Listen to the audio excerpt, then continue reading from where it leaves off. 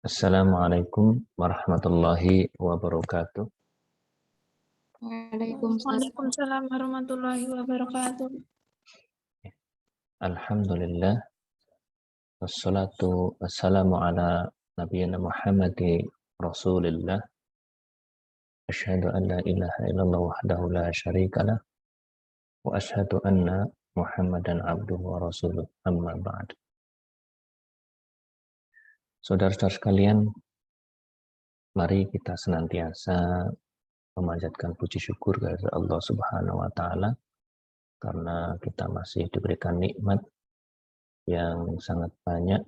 Saya kalau kita suruh menghitung nikmat dari Allah Subhanahu wa taala tidak akan bisa. Kata Allah, wa in ta'uddu nikmatallah la tuhsuha. Di seumpama kalian itu suruh menghitung nikmat dari Allah, niscaya tidak akan bisa menghitungnya. Maka dari itu pantas kita untuk selalu bersyukur kehadirat Allah Subhanahu wa taala. Dan syukur yang sebenar-benarnya adalah menggunakan nikmat yang dari Allah Subhanahu wa taala untuk sesuatu yang diridhoi oleh Allah Subhanahu wa taala. Itulah bersyukur yang sebenar-benarnya. Maka dari itu, pada saat ini kita akan belajar mendalami tentang ilmu sosial dan budaya. Ini juga kita niatkan untuk mendapatkan ridho dari Allah Subhanahu wa taala, sehingga kita akan mendapatkan petunjuk. Dengan ilmu ini bisa menjadikan ilmu yang bermanfaat. Amin. Salawat salam mari kita senantiasa sanjungkan kepada Nabiullah Muhammad sallallahu alaihi wasallam. Karena melalui beliau kita mendapatkan bisa kebahagiaan di dunia maupun kebahagiaan di akhirat kelak. Baik saudara sekalian, pada kesempatan kali ini kita akan masuk pengaruh budaya terhadap kehidupan manusia. Kalau di dalam subpokok bahasan itu pengaruh kebudayaan terhadap epidemiologi dan sebagainya. Kalau saudara sekalian ingin mengetahui bahwa epidemiologi adalah kondisi sehat sakit yang ada di masyarakat atau di sekelompok manusia. Sehingga kita sekaligus akan bahas atau kita akan diskusikan pada kali ini pengaruh budaya terhadap kehidupan manusia. Ya, saudara sekalian. Ini ada gambar barangkali saudara sekalian tahu ya. Saya akan bertanya kepada saudara, kira-kira gambar yang saya tayangkan ini menurut saudara itu etis atau tidak? Tidak. Tidak. Tidaknya kenapa?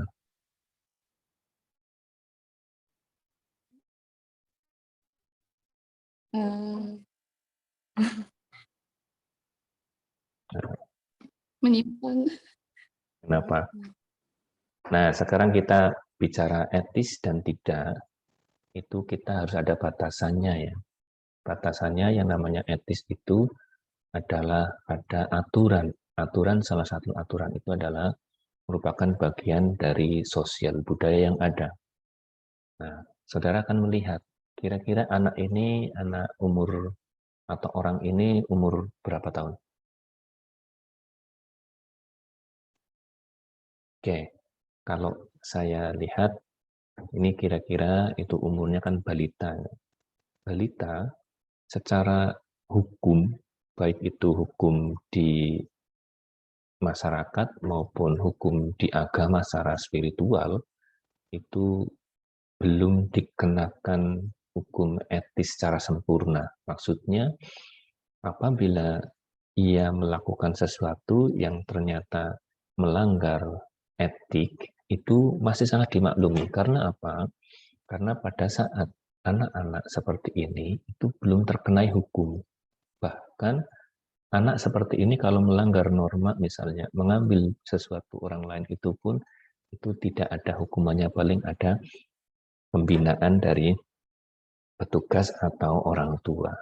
Nah, maka dari itu ini bisa berlanjut kalau ini kondisi mestinya kan ada auratnya kalau dalam sisi agama, itu bisa diperlihatkan itu tidak untuk semuanya. Termasuk, saudara sekalian, ada tuntunan-tuntunan untuk menjadikan seseorang itu bisa patuh terhadap kondisi sosio-budaya, termasuk culture, termasuk spiritual, itu masuk pada bagian dari sosial budaya yang ada di masyarakat. Nah, ini bisa berlanjut terus-menerus kalau itu tidak dibentuk oleh sosio budaya yang ada. Maka dari itu, saudara sekalian, saat ini kita akan berbicara tentang pengaruh budaya terhadap kehidupan manusia atau culture and personality. Oke. Nah, sebelum kita masuk ke sini, kita diinginkan bahwa saudara sekalian, ini ada cuplikan pesan SMS dari Allah Subhanahu wa taala di surat Al-Isra ayat 7. Al-Isra itu nomor suratnya 17. Ini hanya potongannya saja ya saudara sekalian. In ahsantum li anfusikum wa in asatum falaha.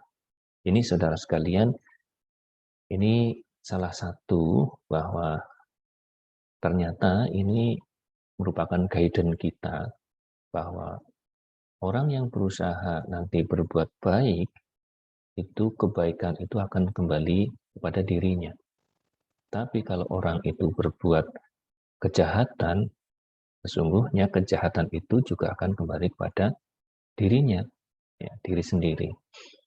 Maksudnya bahwa saudara sekalian nanti di sosial budaya juga demikian. Saudara akan menjadi orang yang baik di sosial, di lingkungan sosialnya, itu apabila saudara melakukan kebaikan. Tetapi kalau saudara itu melakukan tindakan yang sebaliknya, maka itu akan menjadi atau akan dipanen oleh saudara sekalian. Sehingga saudara sebagai seorang profesi bidan atau profesi kesehatan yang lain, itu profesi itu akan diakui atau sebagai profesional itu juga tergantung dari kondisi saudara sekalian atau kondisi pribadi masing-masing. Kalau pribadi masing-masing itu berusaha untuk berbuat kebaikan untuk profesi, insya Allah profesinya itu saudara akan diterima oleh masyarakat dalam kebaikan. Tetapi jangan berharap kalau saudara sekalian pada saat melakukan pelayanan kepada masyarakat itu ada kurang senyum saja, itu akan jadi persoalan pada masyarakat. Dan masyarakat merasa dirinya itu tidak terlayani dengan baik, maka akan kembali kepada kita. Nah, inilah saudara sekalian, bahwa kita memang harus selalu berbuat baik supaya kita mendapatkan kebaikan. Jadi tidak ada buruknya orang itu berbuat baik. Ini saudara sekalian, kemarin sudah kita bahas tentang kebudayaannya. Saya kira saya tidak akan mengulang lagi bahwa kebudayaan itu merupakan kompleks yang mencakup ada pengetahuan, kesenian, moral, hukum, adat, kemudian kemampuan-kemampuan dan kebiasaan yang didapatkan manusia sebagai anggota masyarakat. Atau ada pendapat lain dari Selo Sumarjan bahwa kebudayaan adalah hasil karya, rasa, dan karsa. Ini kebudayaan. Kenapa ini kebudayaan itu akan mempengaruhi kondisi diri seseorang? Karena saudara sekalian lihat ya, ini ada aspek-aspek yang membentuk kepribadian seseorang. Ternyata itu ada masyarakat, ada culture, kemudian ada kepribadian. Nah, maksudnya gimana? Bahwa seseorang yang hidup di masyarakat itu pasti akan terformat atau akan terbentuk oleh adanya masyarakat. Ya contoh, saudara sekalian di satu kelas saja, misalnya ada yang suka berbuat, misalnya rajin, ada satu orang yang kurang rajin, maka akan kebawa budaya rajin. Tapi kalau yang kebanyakan tidak rajin, kemudian masuk satu orang yang rajin, itu kemungkinan akan menjadi kebawa budaya tidak rajin. Maka dari itu, kalau kita sebagai seorang Islam itu sangat paham ya, karena guidance kita sudah sangat luar biasa, bahwa ad-dinu ala dini qalilih, salah satu contohnya bahwa agama seseorang itu tergantung dari temannya. Ya. Bahkan sudah digambarkan bahwa kalau seseorang itu bergaul di masyarakat dengan tukang atau penjual parfum, dia itu akan mendapatkan bau wanginya. Tapi kalau di masyarakat itu bergaul dengan pandai besi, paling tidak kena panas dan debunya. Nah, inilah saudara sekalian menunjukkan bahwa individu, perilaku seseorang itu sangat dipengaruhi oleh masyarakat. Kemudian di masyarakat itu terdapat adanya beberapa kebudayaan, saudara.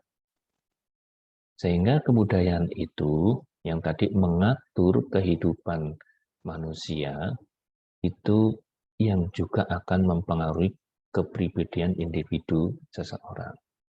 Jadi misalnya, kita sebagai seorang muslim, misal, itu sudah dituntut di kebudayaan kita, itu kalau sudah dewasa, itu untuk menutup aurat. Ya, menutup aurat. Jadi aurat itu harus ditutup karena itu merupakan aturan dari agama Islam. Dan agama Islam misalnya mengatur makanan halal haram. Termasuk di budaya itu juga ada, saudara sekalian, misalnya yang menjadi keyakinan, ada istilah mitos.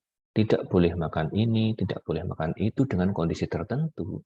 Itu pasti ini akan menjadi pertimbangan di dalam melakukan sesuatu. Itulah bahwa budaya itu ternyata juga sangat mempengaruhi personality atau kepribadian.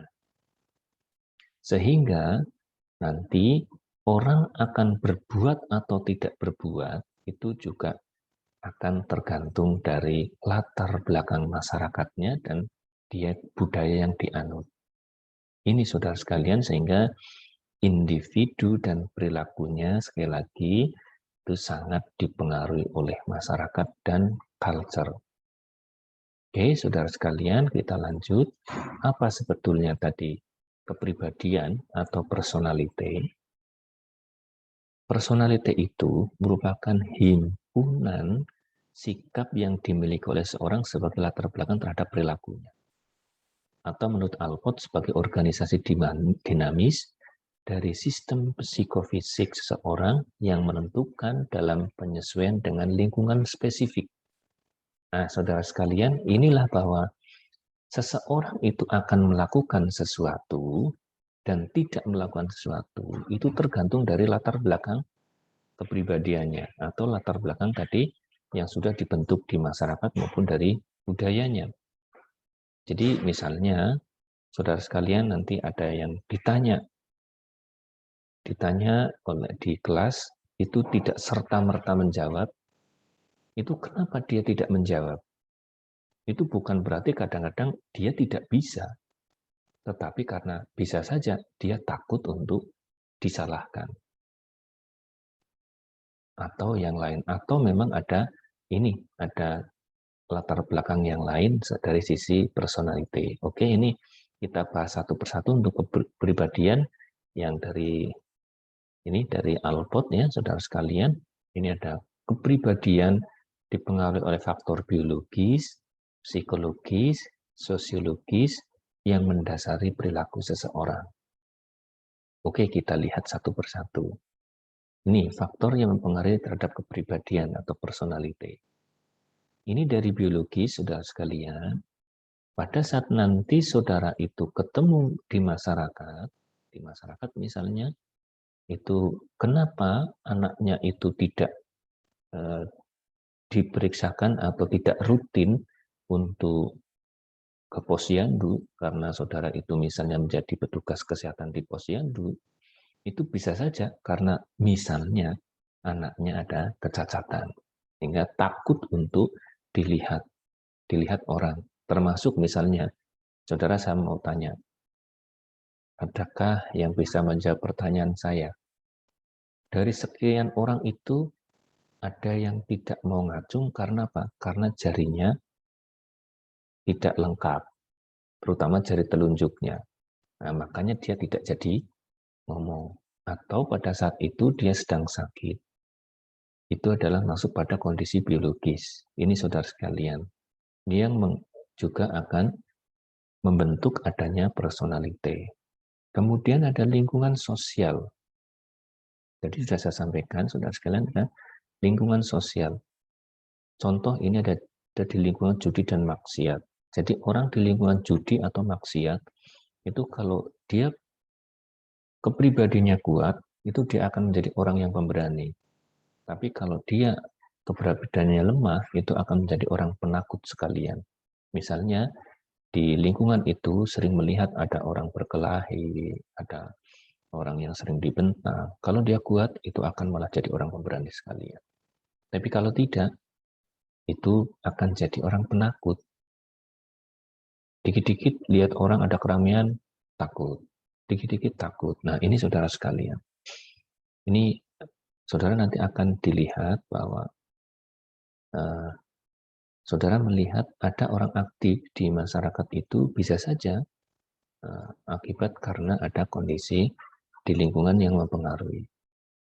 Kemudian ada budaya material non-material. Ada pilihan saudara sekalian misalnya yang kalau budaya material dan non-material, ini sama-sama orang miskin itu nggak mau ke puskesmas, dan orang kaya nggak mau ke puskesmas. Tapi saudara mesti kan tahu ya, kenapa orang miskin itu tidak mau ke puskesmas? Karena takut untuk membayar, takut tidak bisa bayar, atau tidak mau ke pelayanan kesehatan yang lainnya. Tapi kalau orang yang kaya tidak mau ke puskesmas, kenapa? Dia gengsi lah, ya, karena dia mesti bisa bayar, misalnya sakit, anaknya sakit aja, sakitnya sakit umum, langsung ke spesialis anak, misalnya. Anaknya kira-kira ada penyakit perut, langsung ke spesialis digestif. Ini kira-kira yang membentuk seorang itu ada juga masalah material non-material. Makanya saudara sekalian, pada saat saudara nanti berkaitan di masyarakat, misalnya ada pemberdayaan masyarakat, kenapa masyarakat yang saat itu tidak berangkat? Lihat tipe kadernya, dia materinya seperti apa. Ya pantas kalau misalnya di musim panen itu tidak pada datang ke posyandu. Karena apa? Dia mencari nafkah untuk menyelesaikan panenannya atau untuk mendapatkan hasil dari panenannya. Nah, maka apa yang perlu disikapi nanti saudara sekalian? Inilah saudara sekalian di kondisi di tempat kita memang atau di masyarakat itu demikian. Kemudian lingkungan fisik pantai gunung. Ini ya secara umum saudara sekalian misalnya di lingkungan pantai, di lingkungan gunung itu biasanya ngomongnya aja sudah keras-keras. Karena apa? Sudah terpengaruh oleh lingkungan. Termasuk contoh misalnya orang gunung itu cenderung pemalu. Karena apa? Karena biasanya itu memang di budayanya di sana sangat menghormati kepada yang lain. Jadi kalau ada sesuatu sedikit saja itu mudah jadi orang yang pemalu. Tapi kalau orang kota malu-maluin ya. Kemudian ada psikologis. Ya, kondisi psikologis itu ada temperamen, perasaan, ada kemampuan studi. Nah, disinilah. Jadi ada orang yang tidak mau melakukan sesuatu itu karena perasaan. Perasaan tidak enak, perasaan pernah disingkirkan dan sebagainya. Nah, dia tidak mau datang ke posyandu, kenapa? Karena itu pernah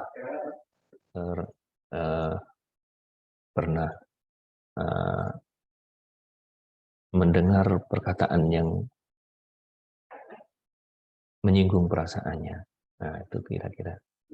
Termasuk kemampuan studi, itu ya kalau memang dia tidak bisa Ya, contoh misalnya mahasiswa, jangan kumpul antara mahasiswa, kemudian SD, SMP, SMA. Begitu kumpul seperti itu, begitu banyak mahasiswa yang SD dan SMP, walaupun dia mampu dan bisa, itu dia merasa itu mungkin dia tidak akan melakukan. Padahal kemungkinan dia bisa merasa. Tapi apalagi kalau misalnya memang benar-benar tidak bisa. Nah, misalnya ada temperamen ya, orang yang sudah biasa pemarah, itu akan mudah marah. Inilah saudara sekalian, ada faktor-faktor yang mempengaruhi personality, termasuk tadi ada di sisi sosial budaya. Oke, maka dari itu perlu kita sikapi pada saat kita di masyarakat atau saat kita menghadapi pasien, klien-klien kita itu, kenapa dia tidak mau melakukan, itu bisa saudara gali. Apakah karena kondisi kesehatan? Apakah karena memang kondisi lingkungan sosial yang mempengaruhi, budaya, lingkungan fisik, atau kondisi psikologis saat itu? Jadi ini PR yang besar untuk saudara. Nanti pada saat ketemu klien, ya, ketemu klien atau ketemu pasien. Oke, selanjutnya itu kita akan lihat bahwa kebudayaan itu juga sebagai struktur normatif. Maksudnya apa? Kebudayaan itu adalah merupakan blueprint atau latar belakang seseorang itu untuk melakukan hubungan sosial atau sosial proses untuk interaksi satu dengan yang lain. Maksudnya, misalnya, saya tidak boleh untuk di sana ada mitos orang hamil tidak boleh makan, misalnya kalau di tempat kita itu di Jawa itu ada orang hamil nggak boleh makan pisang ambon. Nah ini karena kita pada saat ketemu dengan orang lain sudah ada aturan budaya seperti itu, maka walaupun di suku itu tidak mau. Itu sehingga budaya merupakan batasan untuk dia melakukan sesuatu yang boleh atau tidak boleh, maka dari itu ini sudah menjadikan norma, maka dia akan patuh untuk mencapai tujuan kedamaian di lingkungan sosial mereka. Nah, inilah saudara sekalian pada saat saudara itu melihat kondisi budaya sebagai struktur normatif. Kemudian berikutnya, itu juga budaya dan masyarakat itu merupakan struktur yang turun-temurun, saudara sekalian.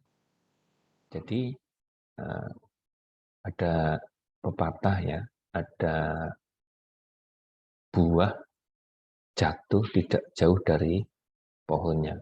Maksudnya bahwa budaya itu memang itu diwariskan dari nenek moyangnya.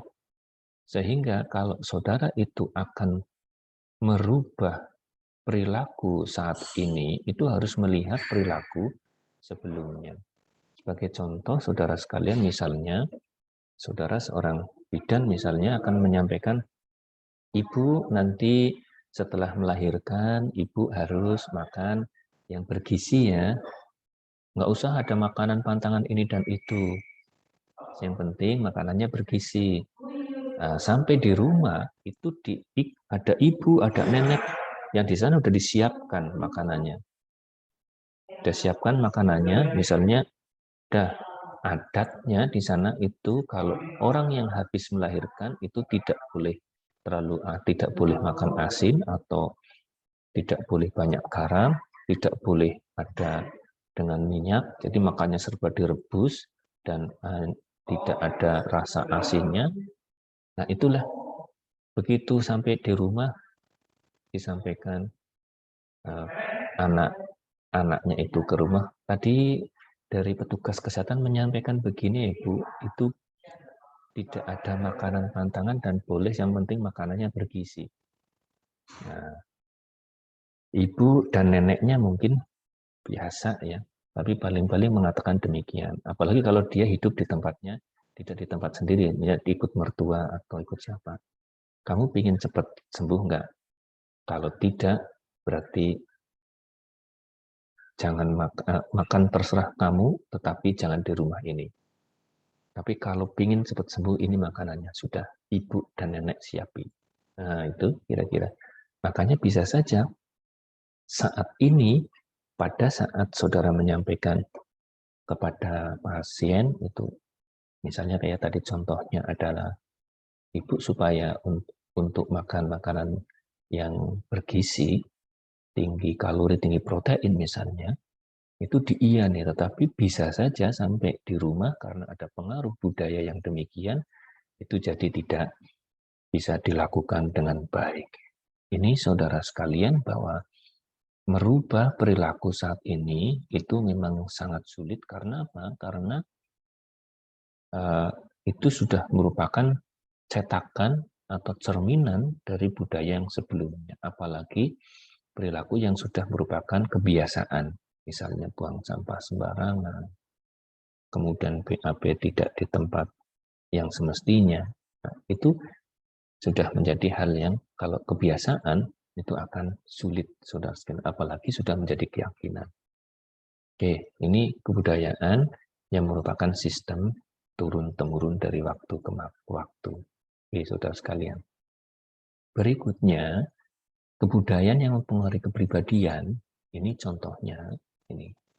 Yang pertama adalah kebudayaan atas dasar kedaerahan.